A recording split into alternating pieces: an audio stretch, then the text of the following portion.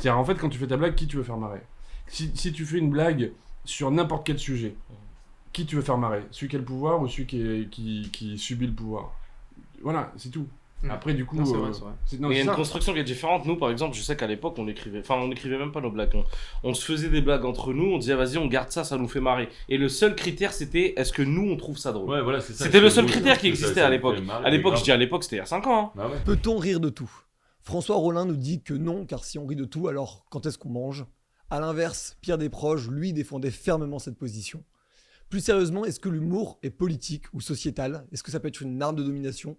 Est-ce que c'est autre chose qu'un prout inopportun, qu'une glissade épique sur un verglas ou qu'une caméra cachée de François Lambrouille? Peut-il blesser? Est-il le bélier de débordement? Et doit-on l'encadrer? Nous allons débattre de ces questions avec blagues et arguments aujourd'hui. Vos débatteurs sont prêts. Votre présentateur est prêt. T'es prête, toi, Mathilde? On se retrouve dans le ring. Vous mentez. Les chiffres parlent d'eux-mêmes. Bah, allez-y, je pense à quel chiffre là? 70 milliards. N'importe quoi. Je pensais à 1000. C'est pas le concours de la petite blague. Qu'est-ce que tu veux? J'entends pas. Non, Trouvez ça normal? Ni bien ni pas bien, je suis pas venue là pour avoir des bons, des mauvais points. Que vous le voulez ou non, vous avez une tête d'arabe, vous ressemblez à mon oncle Mahfoud au Maroc. Ah, Monsieur Chambaud, votre adversaire vient de marquer un point, une réaction. Les gens en ont plein le cul des arabes. On se calme, merde! Pas possible, c'est pas une cour de récré, merde! Faites la paix!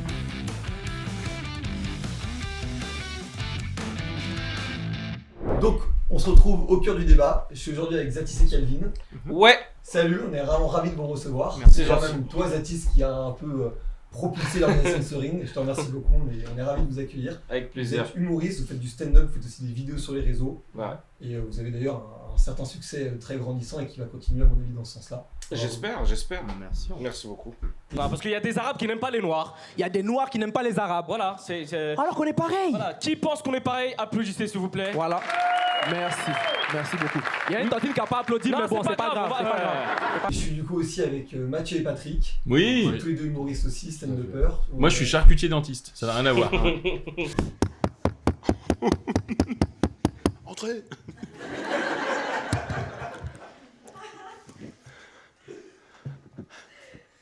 Alors tout simplement pour vous dire que moi je ferai mon sketch sans micro. Parce que voilà, en ce moment j'ai une espèce de révélation, de prise de conscience, on meurt tous un jour. Ah ben moi ça me tue. Mais oui, enfin en tout cas, moi, j'aime bien l'humour, quoi. On a Enfin, l'humour. ouais. Voilà, c'est ce qui faisait la pertinence de ce débat. Exactement. Est-on responsable en fait, la personne qui émet la blague, qui fait la blague, est-il responsable en fait des gens que ça peut blesser? Ou est-ce que c'est aux personnes qui sont blessées en fait de ne pas se sentir concernées par l'humour qui est propagé? Est-ce que tu peux réduire ça en une question déjà? Parce que je pense que dans la question, il y en a au moins 8. La première question que tu veux dire? Est-ce que quand on émet une blague, quand on fait une blague, on est responsable de comment elle est reçue? Ou est-ce que c'est les personnes qui la reçoivent qui font partie aussi de cette responsabilité en fait? C'est tellement large comme question, c'est chaud parce qu'il y a des moments où j'aimerais dire oui, d'autres non en fait. Si tu à quel moment blesses si tu blesses volontairement quelqu'un, par exemple, je prends le cas d'un harcèlement par exemple, Ouais. où tu te moques de quelqu'un, ouais, t'es responsable à 100% de comment la personne va être blessée. Si maintenant c'est l'interprétation de la personne qui est très très susceptible, là j'ai envie de dire c'est peut-être à la personne de se remettre en question, de se dire ouais, il est un peu touchy sur tous les sujets, mais ça dépend de tellement de choses en fait que... Où est-ce que vous mettrez la ligne alors dans ce cas-là? À quel moment en fait, Là. Ouais, à peu près au milieu de la table. c'est quoi la séparation en fait entre justement le moment où c'est de la faute de la responsabilité de l'humoriste ou de celle du public? Non, moi je crois qu'il faut pas. Enfin, je crois que la question, il faut la poser dans l'autre sens. C'est-à-dire quand c'est un. Tu veux dire qu'on échange. soit retourné? Ouais, c'est ça. Ah oui. vers la caméra en fait, et pas vers le. Il faut arriver à c'est un échange et je crois qu'il faut surtout dédramatiser le truc. C'est-à-dire qu'une mauvaise blague, tout le monde en fait, ça arrive, c'est pas grave. Dis donc, parle pour toi. Bah si. J'ai vu ton spectacle. Oui, c'est vrai. C'est vrai qu'il est constitué à voilà, 90% de mauvaises blagues. Non, oui, mais 10% de génie. Merci, c'est plus toi. Oh là là là là. On peut vous laisser, hein. Exactement. Non, mais du coup, On gêne pas. Non mais je prends cet exemple-là parce que ça a été un exemple qui a été beaucoup repris, mais il y a eu une blague de Norman qui avait énormément tourné lors de son spectacle, sur Fatoumata Bond. Le prochain personnage de James Bond, enfin agent 007, sera incarné par une femme Renoir. Est-ce qu'on n'est pas en train d'aller trop loin dans la lutte contre le racisme là? My name is Bond, Fatoumata Bond. Non, ça va pas du tout. Je suis pas d'accord, ok? Et qui avait été une blague qui avait été tellement bad buzzée qu'il s'était lui-même excusé sur ses comptes de réseaux sociaux. Ouais. À ce moment-là, est-ce que sa responsabilité est engagée? Est-ce que c'est le public qui doit bien le recevoir ou ne pas vouloir s'en marrer? C'est quoi toi ton avis, Calvin? Bah moi par rapport à Fatouma Bond là, j'ai pas apprécié. Vous avez compris le pourquoi du comment. Et non, j'ai pas la référence par contre. Moi c'est l'agent 007 là, en ça gros, n'a rien à voir. En gros, Norman avait fait une blague pendant un spectacle où il avait dit est-ce que la prochaine James Bond sera une femme noire? Est-ce qu'on va pas trop loin dans le progressisme? My name is Fatoumata Bond. Et donc du coup, pas mal de gens s'étaient montés au créneau et lui-même s'était excusé. Et donc du coup, en fait, c'est un très bon cas concret, justement de quelle séparation on a à faire entre l'humoriste et le public en fait par rapport à ça. Moi personnellement, comme je le dis, j'avais pas apprécié par rapport à ça en fait, parce que l'exemple n'était pas forcément bon de James Bond, parce que James Bond c'est un agent avec un matricule qui tout le monde peut avoir ce matricule. Donc pourquoi pas une femme noire, pourquoi pas un homme noir? Parce que Idriss Elba a failli être James Bond et ça a fait tout un problème parce que non, dans nos têtes c'est un blanc. Parce que depuis les années 60, c'est un blanc. Donc non, pourquoi on va mettre un noir parce qu'on est en train de progressisme ou je sais pas quoi. Bah, non, c'est un matricule en fait. Tout le monde peut avoir ça, tu vois. Donc c'est pour ça que moi, le truc de ouais, pourquoi pas Fatoumata, nul. Ouais, c'est-à-dire que la blague est nulle en fait. Voilà, c'est tout. Enfin, excusez-moi, hein, il y a un truc. En soi, la blague. Non, mais c'est-à-dire que c'est pas drôle. En fait, quand il y a une blague comme ça qui est pourrie, faut regarder sur quoi elle s'appuie. Chaque blague, même quand tu disais dans ton introduction un prout sur je sais pas quoi, même ça, c'est politique. C'est génial ça par contre. Ça, c'est politique. C'est une façon d'être politique. Et Dieu sait que j'ai utilisé. Et c'est politique et c'est un message aussi. En fait, chaque fois que tu parles devant des gens, c'est un discours politique. Et là, je vais faire l'intello de service. C'est Hannah Arendt. T'as des lunettes. Hannah Arendt disait tout théâtre est politique. Et c'est vrai en fait. Dès que tu montes sur scène et que tu tiens un discours devant des gens, c'est un discours politique. Et quand bien même ton message c'est de dire ma voisine ne suce pas que de la glace et c'est que de la comédie, nous on s'engage pas. En fait, c'est en soi un positionnement dans l'ensemble du paysage théâtral et politique français. C'est-à-dire, moi je fais que du divertissement et c'est en soi un choix que tu fais. Donc là, en l'occurrence, cette blague elle est nulle parce qu'en fait elle repose sur un schéma qui dit que du coup ce serait juste drôle d'entendre Fatoumata Bond. Ouais, c'est plus il y a ça, un truc je pense. la blague est nulle en fait. C'est-à-dire que si avec sa blague il soulevait une vraie question, un vrai problème ou quelque chose d'un peu intéressant, là il pourrait y avoir débat. Là il n'y a pas débat, c'est juste nul. Enfin, et est-ce que le fait que ça soit lui-même un homme blanc, ça soit du coup ça empire en fait? Est-ce que ça aurait été du coup beaucoup mieux reçu? Ah bah si c'était Thomas Njijol qui l'avait fait la blague, je pense qu'elle serait passée un peu plus en fait on aurait dit peut-être que c'est nul, mais c'est Thomas Njijol. Ouais. C'est un frérot. Tu vois ce que je veux dire ou pas? Je peux comprendre que en fait c'est pour ça que je te dis qu'il y a beaucoup d'histoires aussi de communautarisme, c'est-à-dire qu'on prend pas les choses pareilles quand c'est comme on va dire ta mère te dit un truc, c'est pas pareil qu'une personne dehors alors qu'elle a dit la même chose hein. Je veux dire on passe pas pareil parce que c'est un truc de sentiment tu vois, c'est normal, c'est un truc d'appartenance et tout ça, mais je pense qu'on aurait dit que la blague est nulle comme il a dit aujourd'hui, la blague est nulle, mais ça aurait été après ça peut être double tranchant aussi hein. Imagine par exemple un Thomas Njijol, on peut le traiter aussi derrière de quelque chose, peut-être que ah bah toi en plus tu fais aussi t'es noir, tu vois, donc en fait ça peut être à double tranchant. J'ai envie d'arrêter ce métier quand j'y pense, je te jure. C'est pour ça que j'ai même pas commencé. Non, charcutier c'est bien, c'est pas mal, c'est ça, exactement. Du taf, du taf. Mais du coup c'est des choses que vous posez comme question quand vous écrivez. Est-ce que vous écrivez vos blagues à la lumière des potentiels? Franchement, avant non. Et tout. Bah non, oui et non, c'est-à-dire que enfin moi je vais parler pour moi, mais je pense que c'est partagé, c'est que comment dire, le temps que oh putain, la chose qui prend le plus de temps, j'arrive plus à parler. La chose qui prend le plus de temps quand tu t'écris des blagues, c'est de trouver l'angle de ta blague. C'est-à-dire trouver comment tu vas l'aborder, par quel biais, et en gros à quel endroit tu te places et comment tu éclaires le propos. Et une fois que tu as ça, après tu as trouvé ton décalage de blague et tu n'as plus qu'à dérouler et en fait après ça va vite quoi. Ça veut dire que fondamentalement, moi en tout cas quand j'écris, je me dis pas est-ce que ça va faire polémique ou quoi, je me dis est-ce que ce que je raconte est intéressant, est-ce que c'est pertinent et est-ce que je peux le défendre, est-ce que le message que je fais passer et ce sur quoi j'appuie ma blague, c'est-à-dire le référentiel commun dans lequel on pose le cadre pour après avoir une blague, est-ce qu'il me va ou pas? C'est-à-dire que si moi, je considère qu'on peut faire des blagues sur tous les sujets à partir du moment où tu les fais bien. Oui, parle de ton sketch, le rabbin pédophile, là, tu disais. Ok, super. Où je le combats.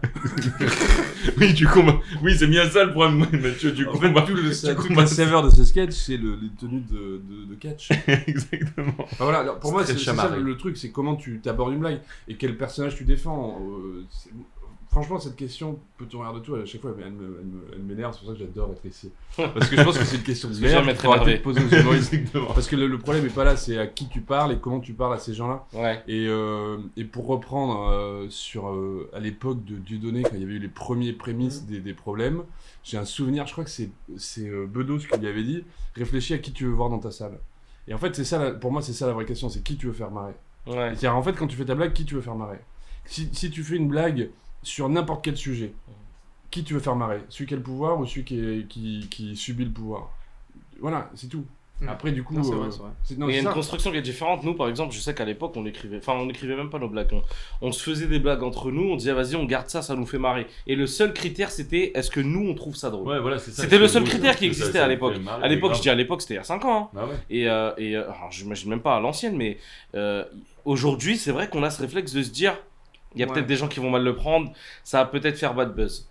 Avant, il n'y avait même pas cette réflexion-là. Enfin, c'était un truc qu'on n'imaginait même pas, où on se prenait même pas la tête dessus. Aujourd'hui, on essaye d'évaluer peut-être le potentiel bad buzz qui pourrait arriver avec ce genre de truc. Si jamais il y a quelqu'un qui filme à ce moment-là et qui la met sur Internet, est-ce que ça va nous causer problème ?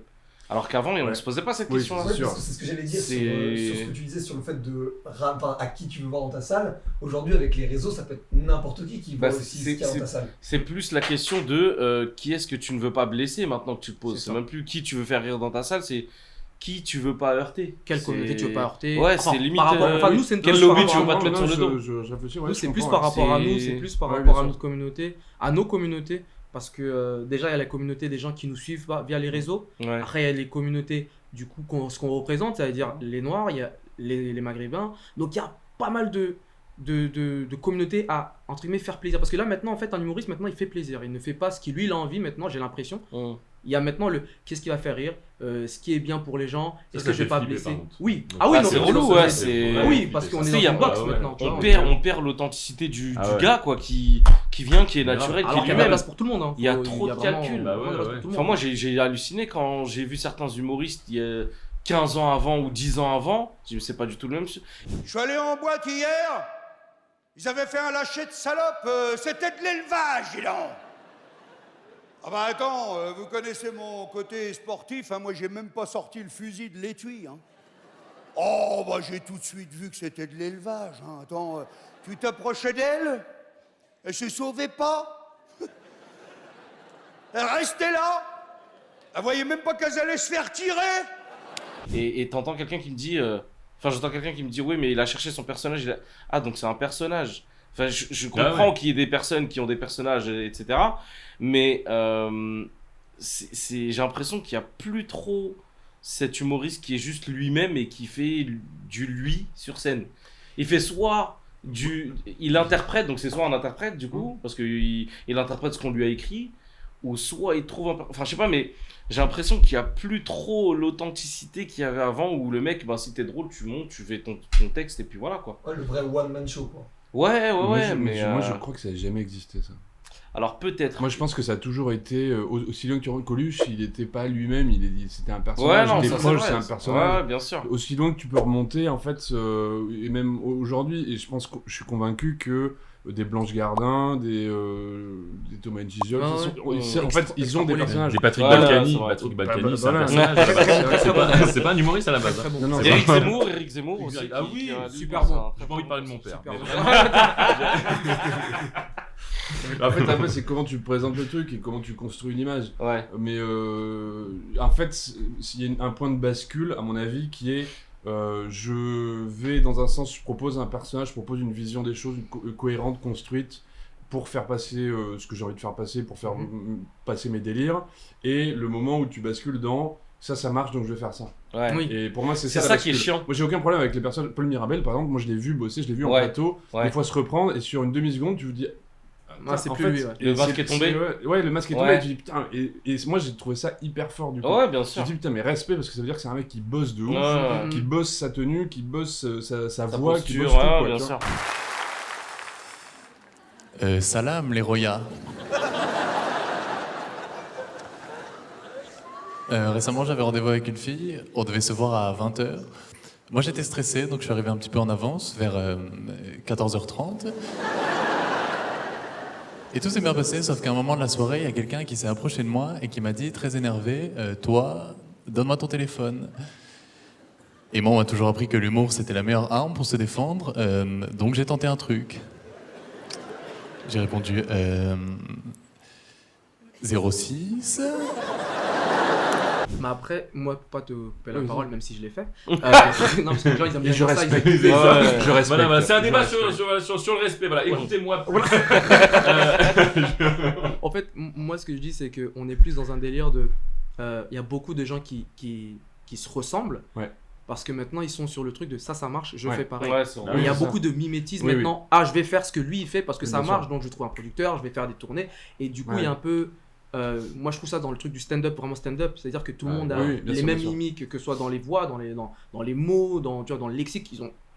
Ouais. Tu fermes tu fermes les yeux, tu dis ouais, c'est la même personne qui Mais passe. ouais. Et en plus, ce mais qui est tu vois, marrant- t'as raison, même les flows et tout sont les mêmes. Ouais, les trucs, ouais, la même ouais. chose. Tu dis, mais Et ouais. ce qui est marrant, c'est qu'en fait, quand tu fais ça, ça marche jamais. Mais En fait, non, quand tu c'est reprends, ça le plus et en fait, triste. ce qui marche, Ah oui. c'est Il y en a toujours qui des marchent. gens. Mais c'est ça le plus Non. très sexy. Il y Ouais, en a, qui ça marche marche. vraiment. Je te jure qu'il y Mais en a, je ça te marche. promets, c'est Alors, ça. ça marche en tout cas dans les plateaux, peut-être. Après, je sais Oui. pas s'ils ont une Non, carrière. voilà, c'est ça. Ouais. Mais ça C'est ça marche que je en veux tout dire. cas. Ça veut dire C'est-à-dire que quand tu ils vois un passent et ça Paul rigole. Mirabel, il invente un truc que personne n'avait fait Oui, avant. ouais. Et en fait, ceux qui percent et qui marchent vraiment, c'est-à-dire qui dépassent le cercle de je fais marrer 40 Mhm. personnes dans un plateau, Ouais. tu vois, et que je suis programmé tous les jours, putain, voilà, Oui. que je respecte aussi, mais tu vois, si tu veux dépasser un peu ce truc-là, Ouais, faut que pour tu arriver fasses à ta des propre, trucs un peu sympas, Totalement. il faut que tu arrives à un truc avec un truc un peu Avoir ta radical et un peu singularité. singulier et nouveau, quoi. Mhm. Et du coup, de passer. Après, moi, je pense aussi que c'est des chemins et qu'il faut arrêter de regarder juste l'instant en présent. C'est-à-dire, il faut aussi replacer les choses dans un temps plus large. Et une carrière, ça se construit, quoi, tu vois. C'est très difficile quand tu peux pas dire ça à des jeunes qui, eux, on Je leur suis a d'accord. dit, tu joues Ouais, dans mais des grave. plateaux, c'est comme ça que ça marche, et il faut se faire des chapeaux, faut tourner à Paris, il faut que ça marche, nanana. Ouais. Tu leur dis, ouais, trouve ta singularité. Mais frère, j'ai tourné Mais là oui, dans ce ouais. plateau, j'ai pris 40 balles, et ils m'ont dit que c'est bien, j'ai parlé à tel metteur en scène, il m'a dit c'est bien, j'ai pas. Ouais, mais tu vois, si tu repasses sur un temps Oui. plus long, au bout d'un an, le mec va se rendre compte qu'il tourne en rond. Enfin, s'il est un peu Waouh. malin, ou la nana d'ailleurs. Je te jure, hein, Bah, nous, dans notre génération, quand on a commencé 2014, Ouais. tu pouvais dire ça. Là maintenant, ils me prennent des chapeaux à 100 balles. Avant, nous, on devait travailler dur parce qu'on devait faire Ouais. avoir spectacle, parce qu'on a dit, si tu veux manger, si tu veux avancer dans ta carrière, il faut ton spectacle. Ouais. Là même avec Ouais, des chapeaux, non, on connaît, ça fait 4 ans, ils font que des là, chapeaux. hein. ils font que Et et ça, ils vivent ils de vivent ça, trop limite, hein. bien. En plus après ils vont à la chicha. Non, c'est bon, calme-toi. Non mais voilà quoi. On sent que. On a galéré, ok. On On sent a que galéré, j'avoue un nous. peu, là. Non mais même, je prends l'exemple parce que on a été dans une longue période présidentielle qui a été un peu douloureuse pour Oh tout là le oui. monde. Ouais. Ah oui, putain, faut que j'aille voter, moi. Ouais, t'es en retard. Ah ouais. Attends, 4 ans et demi. Je prends l'exemple de Patrick qui a fait une émission sur Blast qui s'appelle Le Journal à la con, qui est un journal d'actualité tourné de manière absurde. Bienvenue dans le journal à la con de Blast. L'image du jour, c'est à la fois cette analyse prospective du quinquennat qui s'ouvre et le respect de la fonction présidentielle sacrée. À noter que ce désormais culte « Pète-moi le cul Manu » n'est pas seulement la meilleure analyse des 5 années à venir. Mais aussi la plus grosse suée d'Europe pour un ingénieur du son qui a oublié de couper les micros d'ambiance. Voilà. Ce qui a mis une bonne ambiance du coup. Bah oui, finalement. L'humour. C'était génial, hein, tu disais. Ouais, je recommande aux gens de regarder ça. Mais c'est aussi que j'ai l'impression que la politique, c'est aussi un terrain d'expression pour l'humour, mais du coup, après, c'est plus Ouais. sensible comme truc. Tu vois. Mais tout est un terrain pour l'humour Ouais, aujourd'hui. oui, tout. oui, carrément. oui. Je Tout pense que- vraiment, bien que sûr. ça soit le travail, la politique, l'humour a toujours été politique. Comme tu dis, à un moment donné, à partir du moment où tu montes sur scène et tu prends un micro, tu vas rigoler sur ça, tout de suite on va te mettre dans une case de ah, lui c'est un partisan de tel truc, il est limite avec les blagues que tu fais, on peut te dire si t'es de gauche ou de droite, ou Totalement. si t'es féministe, ou voilà, enfin c'est ouf, mais on te met dans des cases, des fois t'es même pas au courant, tu dis ah bon j'étais là, Moi je suis gauche. Ouais. je savais pas que je votais courant. Mélenchon. Ouais. Mais c'est incroyable. Bon, écoute. Tout est et tout est sujet à l'humour aujourd'hui. C'est-à-dire que cette question-là, justement, de débat de est-ce qu'on peut rire de tout, C'est une question de tu vision, peux même quoi. pas dire non en vrai. Parce que moi, par exemple, je dirais non parce que j'ai des limites que je me fixe, mais c'est propre à moi-même. En vrai, tu peux rire sur tout. Bien sûr. Mais après, c'est les limites que se fixe l'être humain en lui-même. Il n'y a pas de base, tout est drôle. Tu peux trouver... Franchement, moi, j'ai fait des vidéos, par exemple, sur les téléréalités, où j'ai été connu pour ça, pour débriefer des épisodes de télé-réalité. Des fois, il n'y avait pas de matière, je trouvais de la matière à rigoler dessus. Il n'y avait rien de drôle et j'arrivais à trouver un truc. Tu peux trouver tout. Bien sûr. C'est ça, c'est la vision du truc qui fait que ça devient drôle. Puis t'as raison, il y a vraiment ce truc de... Moi, je pense réellement, et ce sera ma seule phrase sérieuse de tout ça, c'est la blague, elle est drôle ou elle est pas drôle. C'est binaire. Enfin, tu vois, il y a un truc, vraiment... Mais qui est juste ça? C'est moi. Non, mais en vrai, c'est vrai, on a vu, en plus, nous, on le sait, en tant qu'humoriste, on a déjà vu des blagues qui ont retourné une salle. Tu l'as fait le lendemain dans un autre endroit. Ça prend pas. Bide total. Bah oui. Parce que ça dépend du public, ça dépend de l'énergie, de plein de trucs. Mais ça, oui, voilà, c'est ça. Et j'ajouterais que, en fait, une blague en soi, c'est-à-dire écrite noir sur blanc sur le papier, n'est pas une blague en soi. C'est-à-dire, en fait, il y a plein de paramètres à prendre en compte. C'est qui l'a dit, comment, à quel moment, à qui il s'adresse. Il y a tous ces paramètres-là qu'il faut prendre en compte pour pouvoir jauger si oui ou non c'est pertinent ou pas. C'est pour ça que ton argument de dire une blague c'est binaire, je suis pas totalement d'accord. Parce que par exemple, tu fais une blague, ça retourne une salle, le lendemain ça fait pas rire. Avec la même énergie, la même expression, le même truc, tu prends un extrait de, je sais pas moi, tu te filmes en train de faire une blague, tu la montres en vidéo à quelqu'un qui rigole, à quelqu'un d'autre qui rigole pas. Tu vois ce que je veux dire? C'est pas une vérité absolue. Il y a ce truc effectivement, il y a tous les paramètres à ce truc. Exactement. Super. T'es un mammifère par la côté. Tu restes un mammifère. Je mérite le respect. Il y a tellement de paramètres à prendre en compte que tu peux même pas dire ouais il est drôle. Ouais. C'est pour ça que quand quelqu'un me dit ouais lui il est pas drôle, je dis non, dis-toi que tu le trouves pas drôle. Oui. Parce qu'en vrai c'est ça la vérité. C'est oui. Mais non, c'est oui. Je vais prendre l'exemple de Kev Adams. Kev Adams il a souvent été critiqué en disant il fait de l'humour de gosse. Oula, j'allais dire une phrase très bizarre.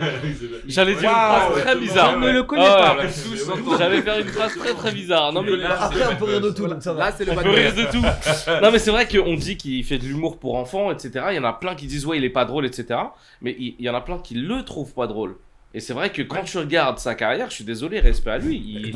C'est comme les Big Flo et Oli, dit ouais c'est pas des rappeurs. Je dis, non, toi tu trouves que c'est pas des bons rappeurs, mais le gars remplit des zéniths et tout. Tu peux pas dire que quelqu'un n'est pas drôle et il fait rire des zéniths. C'est impossible en fait. C'est-à-dire que quand il a fait son spectacle avec Gad Elmaleh, etc., bon, on lui est tombé dessus avec l'histoire du sketch chinois et tout là.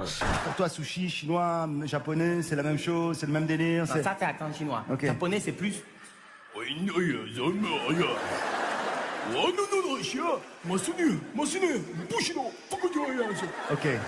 Et tu sais ce que ça veut dire ou tu t'improvises? Ça veut dire j'adore les sushis. On peut dire, il y en a plein qui disaient sur le plateau des débats, etc. Ouais, non, cette blague n'est pas drôle. Alors d'accord, elle est polémique, etc. Tout ce que tu veux. Il y a quand même la moitié de la salle qui a rigolé, voire toute la salle. Donc, qu'est-ce qui se passe? Il y a eu un gaz euphorisant qui les a fait rire, quelqu'un a pété au même moment et ça a fait rire tout le monde. Non, tu vois ce que je veux dire? Peut-être. Moi, je pense que je suis dans ta tête et je sais ce que tu vas dire. Ouais. Donc attends, on va voir. Peut-être qu'il y a aussi le moment euphorique de la salle. Tu vois, quand tout le monde rigole, alors qu'à la fin tu ressors, tu dis en fait c'était bizarre hein, cette blague. Non, c'est vrai parce qu'on a le mouvement de foule. Ça. Tu vois, il y a ça. Jamel qui rigolait à la blague de Dieudonné qui a enclenché le truc. Au début, il rigolait. Et c'est après le lendemain, tu te dis ah c'était chaud quand même. Je suis assez. C'est ça. Tu pointes beaucoup les gens du doigt. Oui, c'est vrai. Genre le mec, non, vas-y. Donc en effet, il a raison. On va finir l'émission comme ça. Non, mais tu avais raison. C'est qu'il y a aussi l'idée que quelqu'un est déjà drôle, que tu vas voir un spectacle quelqu'un parce qu'il est drôle. Et du coup, tu rigoles par avance. Moi, j'ai vu des spectacles avec des gens que je connaissais pas, mais qui visiblement avaient des gens qui connaissaient dans la salle. Le mec rentre sur scène ou la nana rentre sur scène. Il fait un et truc. En fait, les gens font. Regarde, je t'avais dit quoi? J'avais dit, c'est trop bien. Il est juste rentré en fait. Ouais, mais il est drôle. Non, là, c'est pas.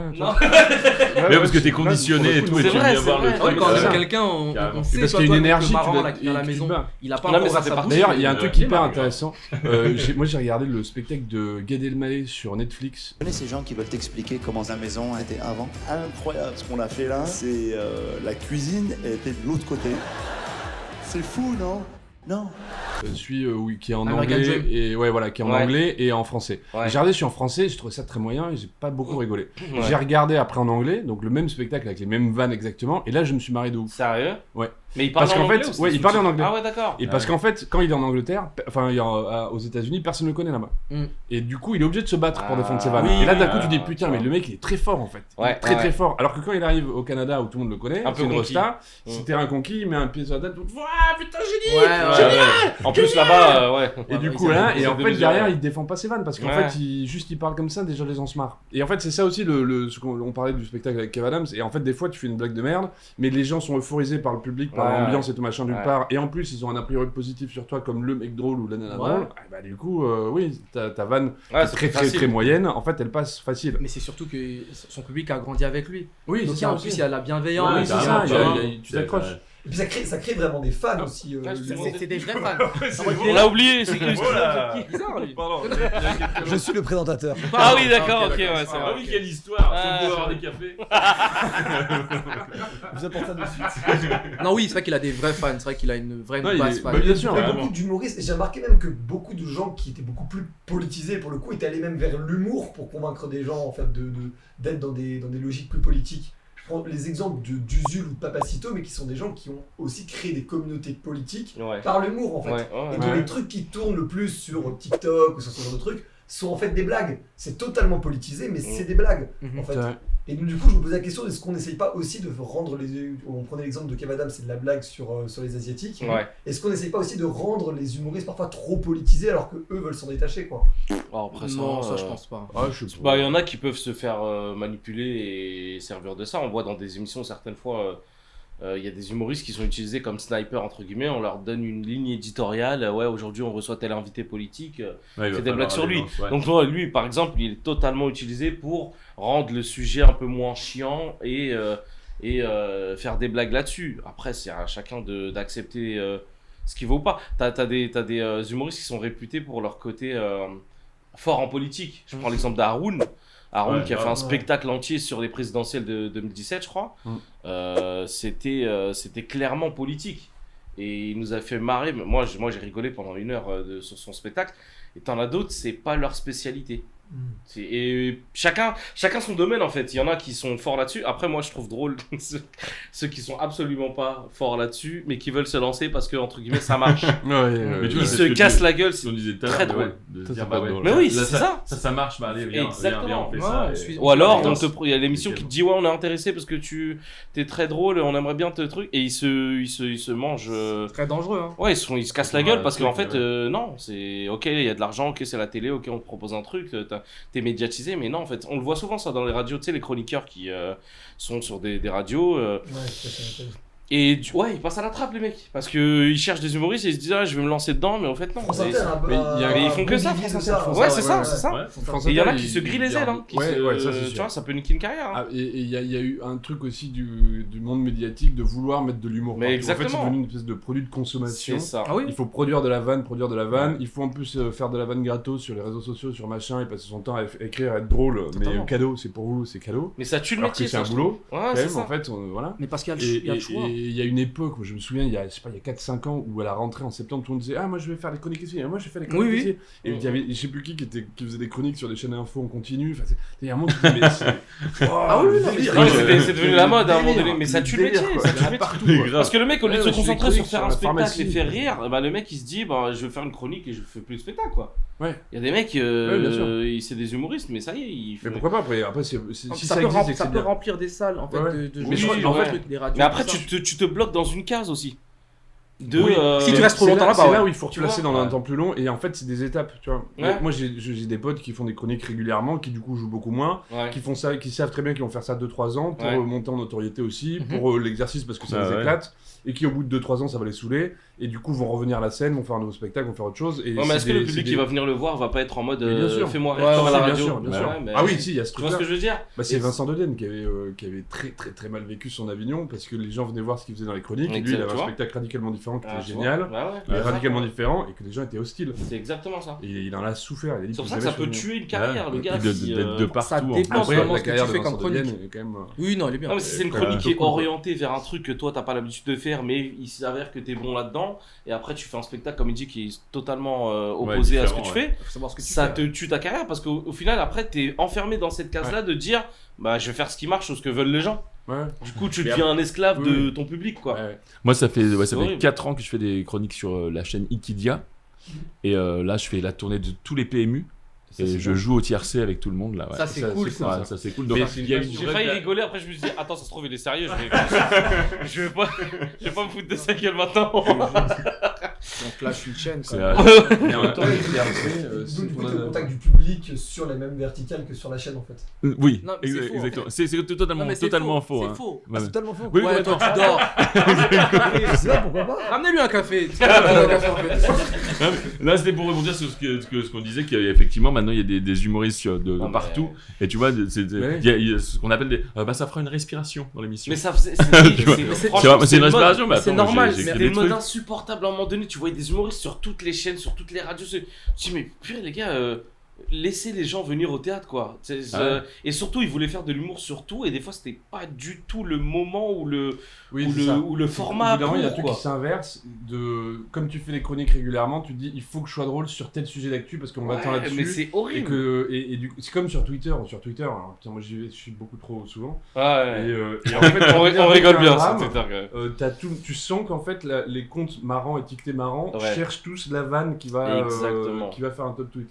Et la bonne vanne, et tout le monde cherche et dit attends machin, et tu sens ce truc qui cherche à qui aura la meilleure vanne. Mais et qui tu le deviens esclave, c'est ce que je disais, tu deviens esclave du public. Il n'y a plus de spontanéité, le mec veut absolument faire rire, ça devient une drogue. C'est comme les gars sur les réseaux sociaux, ils sont à la recherche du buzz en permanence et on le voit aujourd'hui avec quelqu'un que vous avez reçu, avec Tanguy David. On n'a pas besoin que toute l'Afrique vienne se déverser en France. Donc voilà, le problème c'est l'Afrique, c'est pas l'immigration. Merci. L'autre qui a twerké dans l'église, etc. Les jeunes d'aujourd'hui là, ils sont en mode je veux faire le buzz quitte à ce que ce soit pas drôle. Mais ils couvrent ça sous l'humour. On peut rire de tout, voilà. On peut rire de tout, je peux faire une blague sur n'importe qui, ça va blesser des gens, je suis protégé, il y a la liberté d'expression, etc. Et des fois, ça peut être super dangereux. C'est pour ça que rire de tout, ok, mais pas n'importe faut savoir le faire. Il faut savoir le faire en fait. La question que pose Charlie, qu'avait posé Charlie Hebdo avec les caricatures qu'ils font, d'ailleurs pas seulement sur le prophète Mahomet. Mais ils sont connus sur ils ont fait sur tout, ils ont fait sur Jésus, ils ont fait sur tout. C'est leur ligne éditoriale, c'est comme ça qu'ils sont trucs. Et ils se disent après les attentats, je pense qu'avant les attentats normalement ils étaient limite, j'ai entendu un truc qu'ils allaient fermer boutique, c'était vraiment limite à la des fois il y en a qui disent, tu vois, c'est là où c'est dangereux, il y en a qui disent est-ce qu'ils ont pas fait ça exprès pour justement je parle relancer le truc, mais je parle de taper sur les musulmans, etc. à cette époque un peu compliquée. Est-ce qu'ils ont pas fait ça exprès justement pour choquer et gagner en audience? C'est super dangereux parce que imagine, c'est vrai. Tu vois, imagine les mecs se servent d'un bad buzz qui peut être super dangereux, qui va blesser énormément de gens juste pour être dans la lumière d'un truc et réussir. Et aujourd'hui, les jeunes sur les réseaux sociaux, t'as l'impression qu'il n'y a plus de limite. C'est pour ça que cette question, moi je dis non, on peut pas rire de tout, parce qu'en vrai, on ne sait pas rire de tout. Sinon, si tout le monde était intelligent, que tout le monde était bienveillant et qui savait faire les choses, bien sûr, tu peux rire de tout. Parce qu'en vrai, on peut. Il faut juste savoir le faire. Mais comme tout le monde est, comme elle disait Blanche Gardin, faut pas oublier que la majorité des gens sont des cons. Et que du coup, tu ne peux pas rire de tout. Parce que si tu laisses tout le monde rire de tout, t'as forcément un imbécile qui va faire une connerie monumentale et qui va dire on peut rire de tout et tout. Et c'est relou. Et on va finir avec un bad buzz. Le lendemain, il va être sur TPMP. Le surlendemain, il va être pris chez France Inter. Enfin, c'est compliqué. C'est compliqué. On vit dans une société de cons. Je comprends, mais est-ce que du coup, ça crée pas aussi un peu des audiences ou des communautés par thématique d'humour? Il y a le côté. Si. Mais ça a toujours été comme ça. Mais ça a toujours été comme ça, mais je pense que c'est ça qui sauve le métier aujourd'hui. Moi, je trouve que c'est personnellement. Chacun a ça le tue. Non, moi, je trouve que chacun a sa niche et chacun peut être quelqu'un dans son coin, tranquillement. Parce qu'avant, il fallait être obligatoirement mainstream, passer dans ces télés, passer dans les trucs. Là, maintenant, il y a des gens qui sont dans leur délire, mais ils vivent très bien, ils font leur tournée, ils font des belles tournées. Tu vois, je trouve que c'est comme dans le rap aujourd'hui. Tu peux être dans une niche et faire ton truc dans ton coin, et le mec, il fait des belles tournées, il avance très bien dans sa vie, et il avance avec ses disques d'or. C'est comme, on va comparer ça en truc, le mec, il fait l'Olympia tranquillement.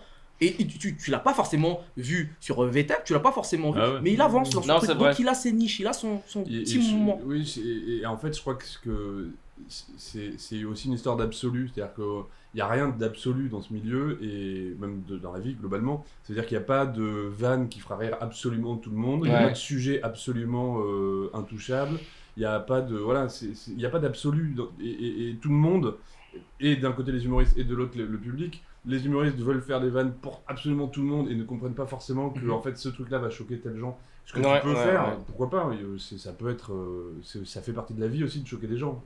Voilà. Et à l'inverse, t'as le public qui dit, moi ça me fait pas rire donc c'est pas drôle. Et en fait, bah non, c'est pas parce que il n'y a pas d'absolu en fait. Il faut ressortir de ce truc d'absolu. Tu vois, de comme s'il y avait une grande théorie qui régit au-dessus de nous et qui nous donne un cadre. Non, en fait, non. On se débrouille. À part les Illuminati. Oui, à part les Illuminati, il n'y a rien au-dessus. Non, la question, elle est pas floue. C'est juste que. Il n'y a pas de réponse en vrai. Il n'y a pas d'absolu. Bien sûr, mais c'est le but. Oui, bien sûr. Exactement. J'ai même pas compris la question, moi. Alors, du coup, c'est.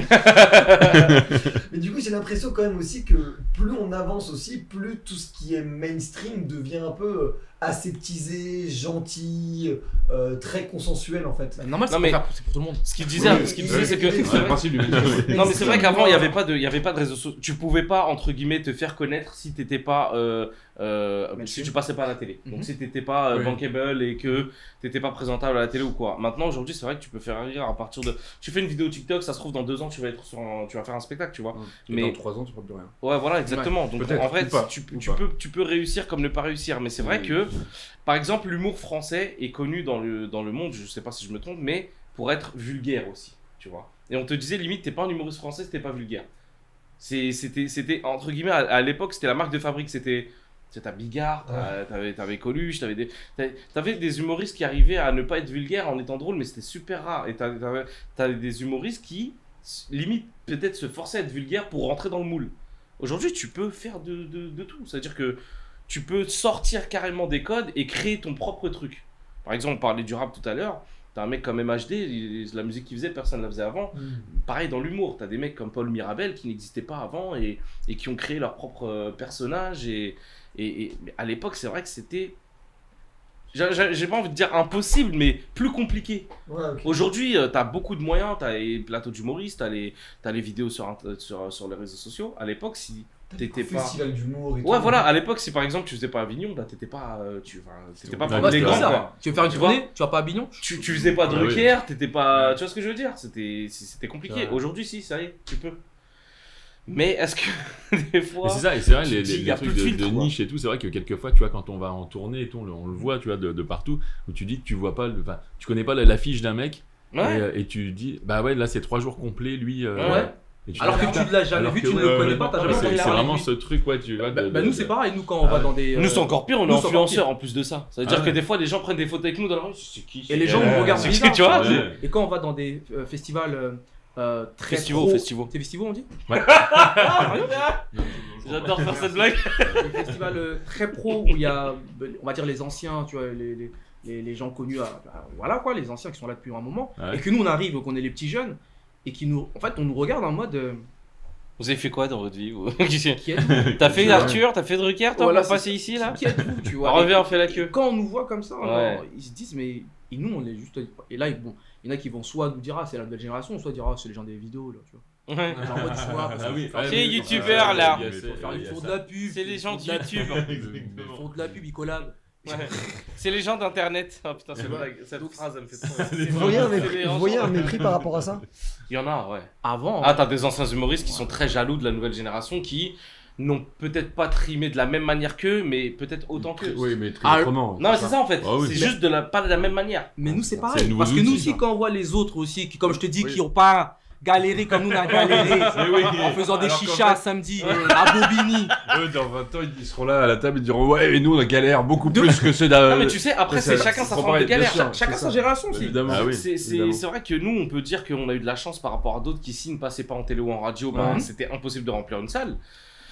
Nous, aujourd'hui, grâce au réseau, on a ce truc de dire on a un plan B. Si on passe par la télé ou la radio, on a les réseaux sociaux qui nous permettent de faire remplir des salles. Mais peut-être qu'on a trimé d'une autre manière ou galéré. Parce que les gens pensent que faire des vidéos, c'est facile. C'est compliqué aussi. C'est-à-dire que les anciens qui peuvent se dire oh, mais eux, ils n'ont rien connu, ils ont tout d'un coup. Non. C'est juste que on s'est adapté à la nouvelle génération et on a essayé de faire avec notre temps. Parce qu'aujourd'hui, je vais pas dire c'est plus compliqué. C'est compliqué mais différemment parce qu'aujourd'hui tu as une flopée d'humoristes qui arrivent. Il y avait pas autant avant. Avant tu avais peut-être 10 humoristes très connus. C'est vraiment le truc t'as l'impression que c'est un cursus scolaire maintenant. Mais c'est un truc de fou. De dire bah tiens je vais c'est comme le cinéma. C'est comme le cinéma. Avant les parents quand tu disais que je voulais faire du cinéma ou je sais pas quoi, ils te disaient ouais si c'est bien beau mais comptabilité c'est mieux. Tu vois, là maintenant c'est les parents qui cherchent sur casting.fr pour leur enfant. Et c'est tous les parents, je dis pas en mode c'est juste Patrick, là il y a tonton Mamadou qui cherche aussi, il y a alors qu'on va dire que c'était dans la tête surtout que nous du quartier, c'était pas fait pour nous, le théâtre, le cinéma, c'est pas fait pour nous. Là tout le monde, tu vois, c'est vraiment pour tout le monde, c'est comme aux États-Unis, les parents qui déposent leurs enfants dans les castings. Là c'est mais t'as la question aussi de te dire qu'est-ce qui est plus dur, d'être parmi les 10 humoristes connus quand t'étais dans les années 80-90 ou de réussir parmi les 1000 humoristes qui sont dans le moment aujourd'hui. Ça c'est aussi compliqué en fait, de se démarquer, tu vois. Comme c'est pour les mêmes outils, c'est pareil, tu vois. En fait, c'est là où se pose encore une fois, il faut retourner la question. C'est que en fait, il y a un moment, est-ce que tu kiffes est-ce que tu kiffes ta vie ou pas quoi, c'est tout. Est-ce que tu kiffes ce que tu fais et est-ce que tu défends et la vie. Ouais, mais sois plus sincère en fait. Ouais, parce qu'on en parlait tout à l'heure un peu avec Gabi, la vie c'est de la merde. Tu vois c'est ça ce matin. Mec, on a raté le métro. C'est ça. Non mais tu vois, moi par exemple j'ai fait deux seuls en scène. Et en fait le deuxième avant de venir ici autant te dire que je suis debout depuis très très tôt, j'attends ce café et en fait dans le premier sans m'en rendre compte j'avais fait des trucs un peu parce qu'il fallait faire comme ça et dans le deuxième vraiment j'ai dit en fait je vais faire ce que j'ai envie de faire exactement. Et bah du coup il y a des gens qui vont me dire c'est de la merde, je dis ok mais c'est ma merde, je m'en fous en fait, mais t'aimes bien ce que tu veux.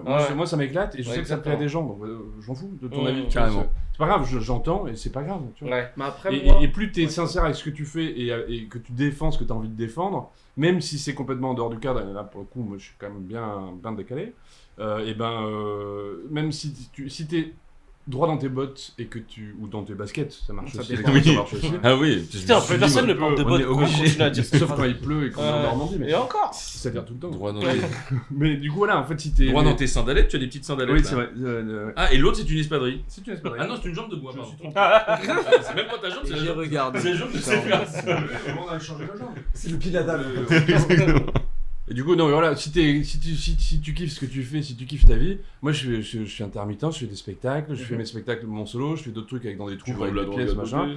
Je vais en parler pour la fin. Et j'ai un site internet. Je vais vendre la drogue.fr. Exactement. Discret. Oh là là, putain, mais c'est. Pour moi, il se faufile dans le darknet. Je sais pas comment. On mettra le snap. Le snap. Non, il a pas snap, il a un site. Non, mais il faut aller sur Caramel. Oh purée. Je vends sur le chat Caramel. Et du coup, il n'y a plus personne, donc ça va. Et donc voilà, si t'es clair avec ce que tu fais, que tu kiffes ta vie, c'est très bien quoi. Enfin, vraiment, il faut pas se poser plus de questions que ça. Hein. Après, moi, par rapport à sa question, ce que je dirais, c'est que, est-ce que c'était plus difficile pour les 10 personnes ou les 1000 personnes entre eux dans la foule? C'est juste que ça revient à ce que je disais avant. C'est qu'en fait, là maintenant, dans les 1000 personnes, il y en a au moins 150, 250 qui arrivent à bien en vivre.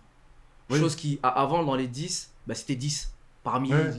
Non, je pense pas en fait. Je pense qu'on en avait 10 vraiment dont on savait que de grosses têtes. Mais en fait, moi j'ai commencé ce métier en 2004. J'ai arrêté mes études d'informatique pour faire du théâtre.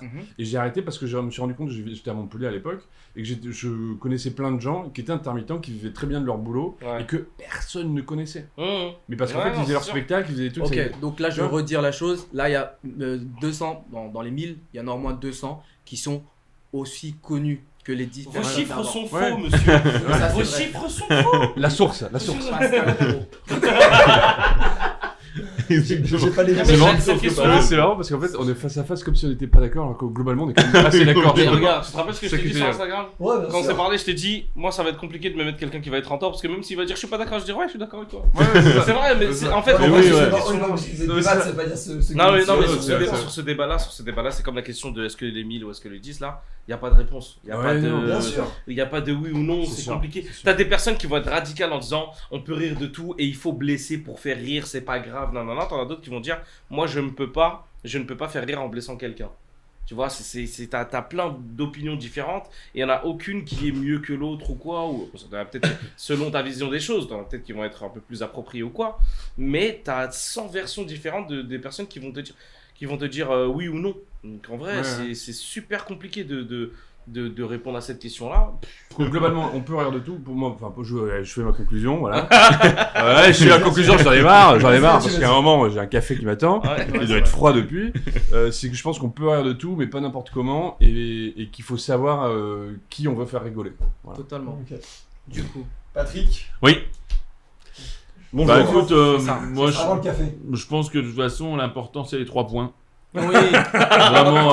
Donc ouais, après ils ont bien joué. Après c'est les grandes gueules là. Pardon. Non. Ah non, c'est pas du tout là. Exactement.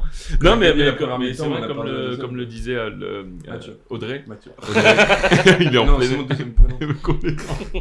Non mais oui effectivement. On peut rire de tout, mais il faut pas le faire n'importe comment. Et puis il y a ce truc aussi de tu vois, on est vraiment dans le truc du bad buzz ou du tu vois, il y a vraiment ce truc, mais complètement. Et puis si tu dis un truc, tac, il faut être clashé sur le côté.